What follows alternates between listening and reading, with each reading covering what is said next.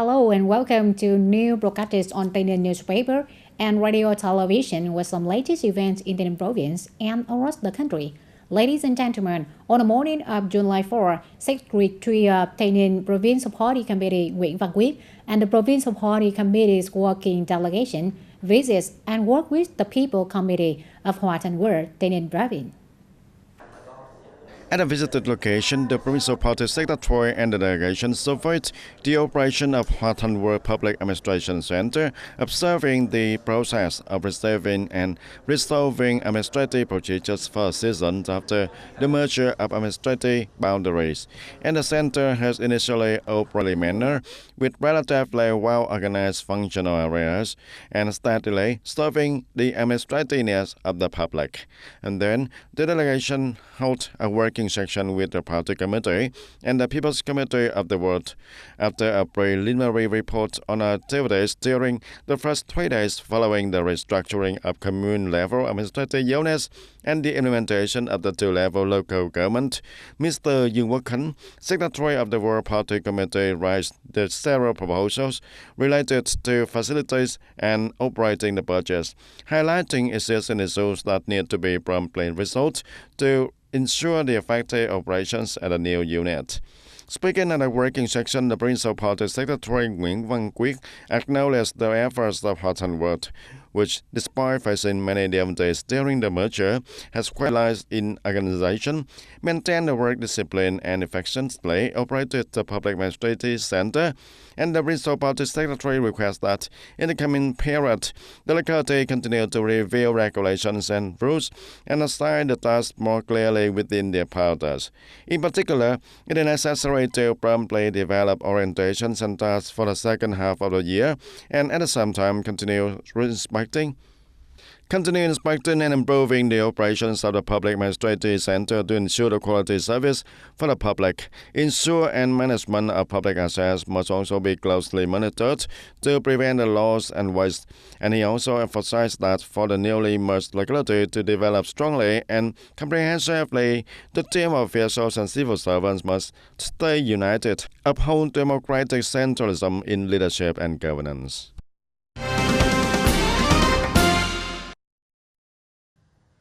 And on the same day, Mr. Nguyễn Văn Quyết led a delegation of provincial leaders to pay tribute and offer incense at the Tavor Martyrs Cemetery, located in the commune of TayNinhTV Province. And this ceremony marked the beginning of a working visit to newly merged communes, armed forces units, and a gift-giving program for underprivileged people across the province. In a solemn atmosphere, the delegation offered incense and honored the immense sacrifice of those who laid down their lives for the independence and freedom of the nation. And after the tribute ceremony, the party secretary also visited and encouraged the cemetery staff working at the site. Recently, at the hall of Tân Châu Camille People Committee, Ms. Hoàng Thị Thanh Thúy, Deputy Head of the TayNinhTV Provincial Delegations of the National Assembly, have overseen the meeting with residents of Tân Châu Camille following the night session. At the meeting, Delegate Hoàng Thị Thanh Thúy informed the voters about the outcomes of the night session of the 15th National Assembly and to respond to voters' opinions and recommendations from previous sessions. During this important session, the National Assembly reviewed and decided on many historically significant issues, along with the need for innovation, institutional improvement, and organizational restructuring of the two-level government system aimed at fostering rapid and sustainable national development. The National Assembly passed 34 laws and 14 resolutions, gave feedback on 6 other draft laws, reviewed and decided on the reorganization of the provincial level administrative units, approved the shortening of the 15th National Assembly and 2021-2026 local people's council terms, set the dates for the election of delegates to the 16th National Assembly and people's councils at all levels for the 2026-2031 term, established the National Election Council, and consider and decided on matters related to organizational and personnel appointments under its authorities. At this meeting, voters in Tân Châu expressed agreement with the policies and guidelines of the party and the state in recent times and have no further comments. Ladies and gentlemen, on July 4th, along with the rest of the country, TayNinh officially launched its two-level local government system. According to a reporter's observation at TayNinhTV, the working atmosphere in the early days of the new administrative structure has been both urgent and disciplined. TayNinhTV Public Administrative Service Center has swiftly implemented operations and ready to welcome citizens and businesses to handle administrative procedures effectively. In preparation for the new government structure, TayNinhTV made efforts to upgrade technical infrastructure and facilities and advance the counters in a logical way to promptly serve the public. Our Administrative Service Center has already proposed and implemented the training programs including professional skills for the single window staff and in-depth training on the IT applications and new software used under the two-level government model. In addition, we have clearly assigned the responsibility to avoid overlap and ensure the flexibility in handling administrative tasks for citizens. Under the new government structure and administrative setup, I understand it is a critical phase to build the public trust and satisfaction. So, I focus on the key aspects like actively updating my knowledge on the new procedures, and from the moment we receive information about the two-level model, I studied the new process documents and attended all the training sections. In its first days of operation, TayNinhTV Public Administrative Service Center has maintained a serious and enthusiastic working atmosphere. The civil servants have been briefed to ensure the administrative procedures and carried out smoothly without disruption or delays. Operations have also proceeded efficiently and citizens have responded positively to the professionalism and service spirit of the staff. In general, when I came here, I found the staff very enthusiastic and attentive, guiding citizens clearly, and the working environment here is spacious and pleasant. Everything is processed quickly. Now I'm just waiting for the final signature, and since the district level was removed, leaving only provincial and commune level, it's been more convenient and much faster to get the things done. While initial implementation of the two-level government model may come with some uncertainties, with a strong determination of the party committee and the government of TayNinhTV, there is confidence that it will create an efficient, citizen-focused administrative system that serves both the people and businesses. Following the interactions of its development space, TayNinh Province has set an ambitious goal to make a strong breakthrough in the second half of 2025, concentrating on efforts on key tasks to ensure the completion and surpassing of the target set by its resolutions. And the province aims to achieve the GDP growth rate in the double digits from 10 to 11%, continuing its trajectory of the high and sustainable growth, and at the same time, it is urgently reviewing and adjusting its provincial planning to align with the new context, ensuring the quality, on-time delivery, and legal compliance. As of now, TayNinh has disbursed nearly 46% of its planned investment budgets, and from now until the end of the year, the province will also prioritize accelerating public investment disbursement, focusing on the key infrastructure projects and the national target programs. In parallel, TayNinh will speed up the completion of socio-economic infrastructure, particularly in transport, industrial parks and clusters, urban areas, and the key economic zones. Notable projects include the Ring Road number 3 and Ring Road number 4 in Ho Chi Minh City, the TayNinhTV and TayNinhTV Hip connection roads, and provincial roads number 827E, laying the foundation for rapid, modern, and deeply integrated development. Turn to other notable news. Ladies and gentlemen, since the beginning of the year, the import-export turnover of TayNinh has experienced significant growth in the first 6 months of 2025, following the mergers of TayNinh and Long An province into a new province named TayNinh.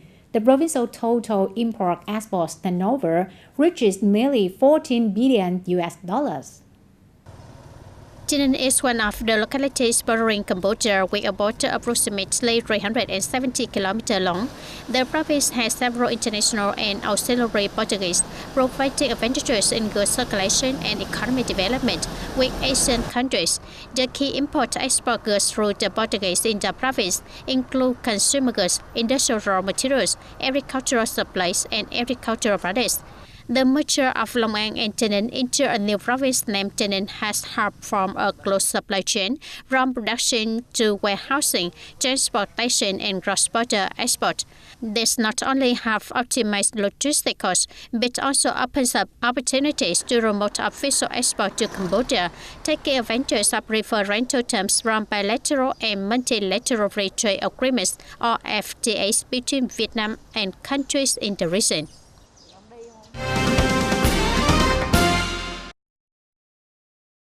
To promote a modern and sustainable rice industry and enhance the agricultural value chain, the new TayNinh province is gradually strengthening production cooperation and linkage.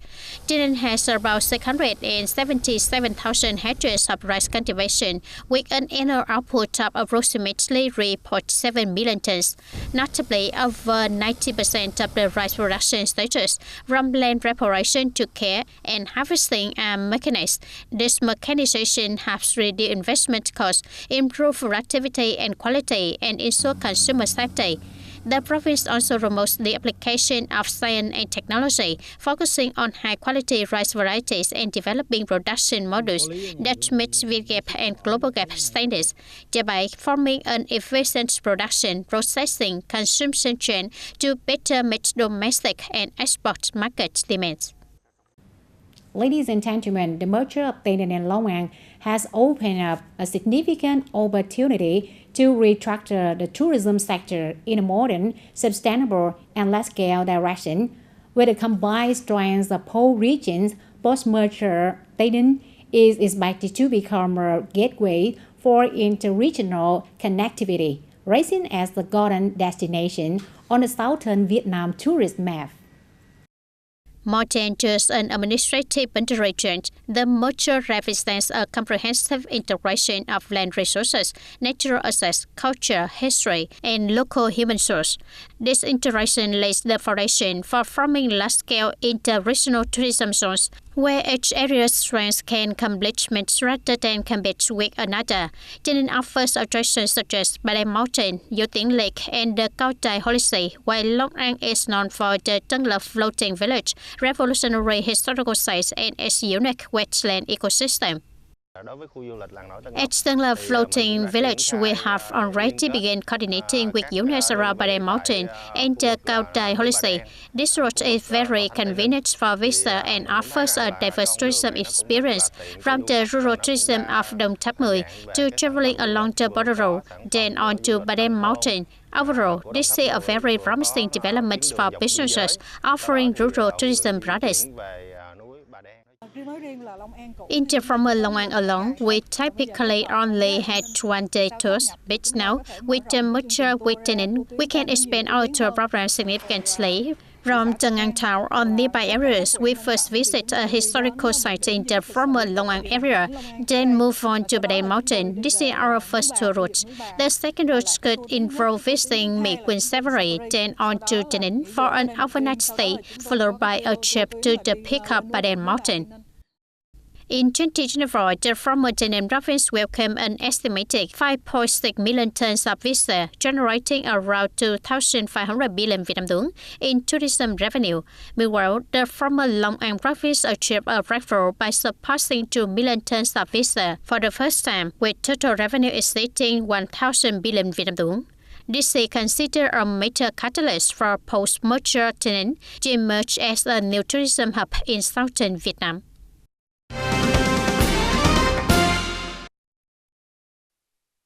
And after the administrative merger, the new TayNinh province has made a strong strides in agricultural development, specifically setting crop structure to improve the economic efficiency and adapt to climate change.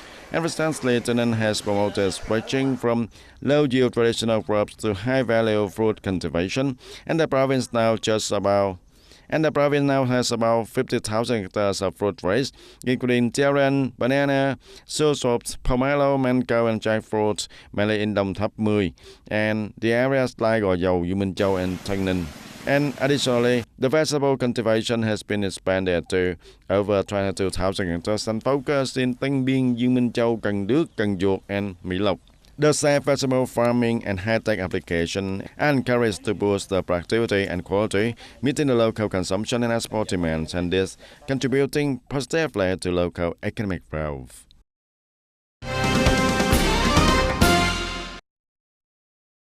Known as a land rich in distinctive cultural identity, the newly merged TayNinh province now has 14 intangible cultural heritage items officially recognized. In recent years, the province has implemented a policy to leverage this recognized intangible cultural heritage for tourism development. Among the most notable are Tràng Bàng Wetted Rice Paper Wraps Festival, held biannually, and the TayNinh Vegetarian Cuisine Arts Festival, held for the first time. Both large-scale events representing breakthrough efforts by the province in attracting tourism and investment. In addition, the province frequently organizes performances of heritage arts such as Thai drum dance and Southern Đơn Ca Tai Tây at cultural events, festivals, and tourist destinations. The activities aim to promote and introduce TayNinh's culture, people, and image to both domestic and international visitors. Ladies and gentlemen, unregulated, uncontrolled, and unhygienic so-called criminal markets, no origins, no oversight, no sanitation, has run up around Ho Chi Minh City. These massive markets raise serious concerns over food safety, environmental pollution, and unfair competition with traditional and wholesale markets. Residents and vendors alike are calling for decisive action from authorities to eliminate the unauthorized markets, control goods circulation, and protect public health. At 3 a.m. on street number 4, right next to the Hormone Agricultural Wholesale Market in Ho Chi Minh City, illegal vendors are butchering and selling pork directly on tarpaulins laid on the road. These stalls are packed tightly along the roadside, forming a bustling mini-market, but with no operating permits, no inspections, and much of unclear origin. People don't care if the pork is clean or not. They buy it out there because it's cheaper. Here, the pork is clean, so the price is higher. We can't compete, so customers are moving outside, about 50% of them. And now the smaller pieces are also outside. You won't find them inside the market. Only those meeting legal conditions can trade inside the market. Outside, trust is very rare. So who manages, who collects the waste, who's responsible for hygiene and environmental standards? Goods are laid right on the street. Who oversees that? Inside, team number 9 strictly enforce the rules. While local authorities managing the situation outside, the city must take strong measures to ensure fairness for those doing business legally within the market. Eradicating criminal markets requires stricter enforcement from authorities and increased public awareness. Consumers must not sacrifice health and safety for convenience and low prices, inadvertently supporting chaotic and unsafe trading practices. And that's all for today, TTV News. Thank you for being with us, and goodbye for now.